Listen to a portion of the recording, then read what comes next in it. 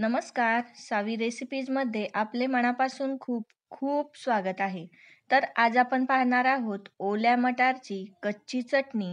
आहे ना वेगळी चटणी? रेसिपीला सुरुवात करूया. रेसिपी अगदी सोपी आहे. यासाठी सर्वप्रथम एक छोटं मिक्सरचं भांडं घेतलेलं आहे. त्यामध्ये 1 वाटी मटारचे दाणे घेतलेले आहेत. मटारच्या शेंगा सध्या बाजारात खूप प्रमाणात उपलब्ध आहे. यामध्ये 6 ते 7 पाकळ्या लसणाच्या टाकलेल्या आहेत.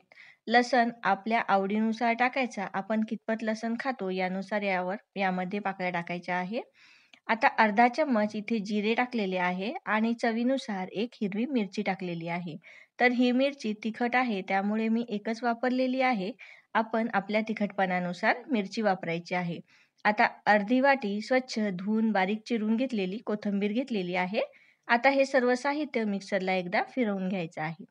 तर हे साहित्य फिरवून यामध्ये आता आपण चवीनुसार मीठ टाकणार आहोत आणि पुन्हा एकदा मिक्सरला बारीक वाटून घेणार आहोत.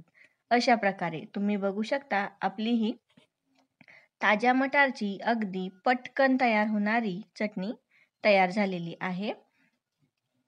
रेसिपी अगदी सोपी आहे. ही चटणी तोंडी लावण्यासाठी किंवा भाकरीबरोबर, पोळीबरोबर आपण खाऊ शकतो. शिवाय मुलांना डब्यामध्ये सुद्धा देऊ शकतो. तर गंमत म्हणजे या चटणीपासून अनेक आपण रेसिपी तयार करू शकतो. त्या आपण पुढे पाहणारच आहोत.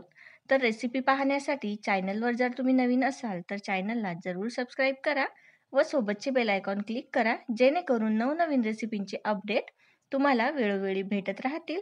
आजचा व्हिडिओ जर तुम्हाला आवडला असेल तर व्हिडिओला लाईक, शेअर, कमेंट जरूर करा. तर आपली ही कच्च्या वाटाण्याची झटपट तयार होणारी कच्ची चटणी तयार झालेली आहे. तुम्ही बघू शकता अतिशय सोपी आणि कमीत कमी साहित्यामध्ये चवीला अतिशय उत्तम अशी ही ओल्या मटारची चटणी. आजचा व्हिडिओ पाहिल्याबद्दल खूप खूप धन्यवाद.